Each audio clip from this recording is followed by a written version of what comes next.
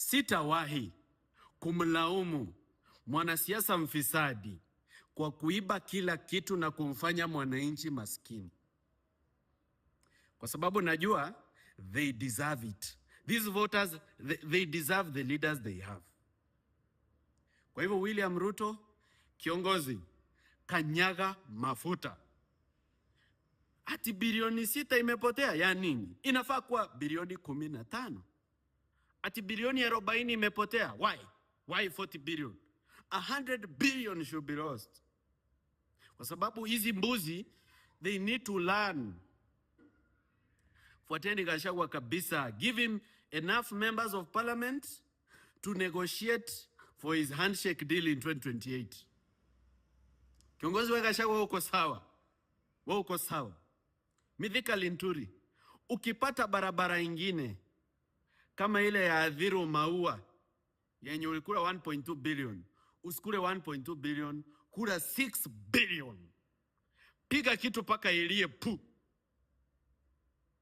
Kisii, simesikia Simbarati out of a budget of 18 billion, he has only spent 13 million on development.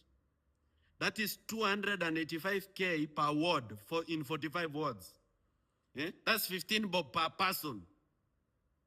Chinyumechi. Sasa tutoe Simbarati, huyo amefail.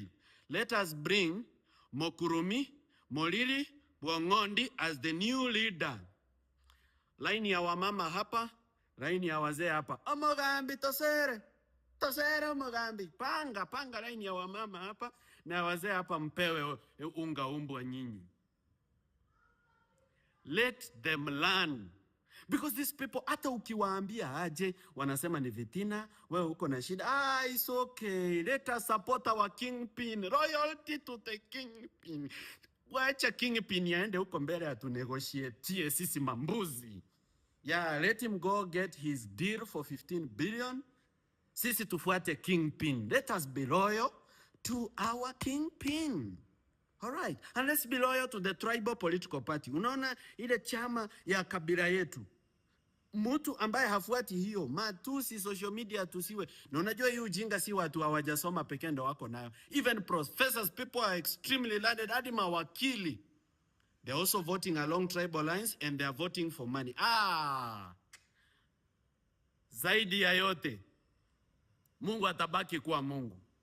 The people who defend corrupt politicians, they are the ones who are suffering the most. Fortunately,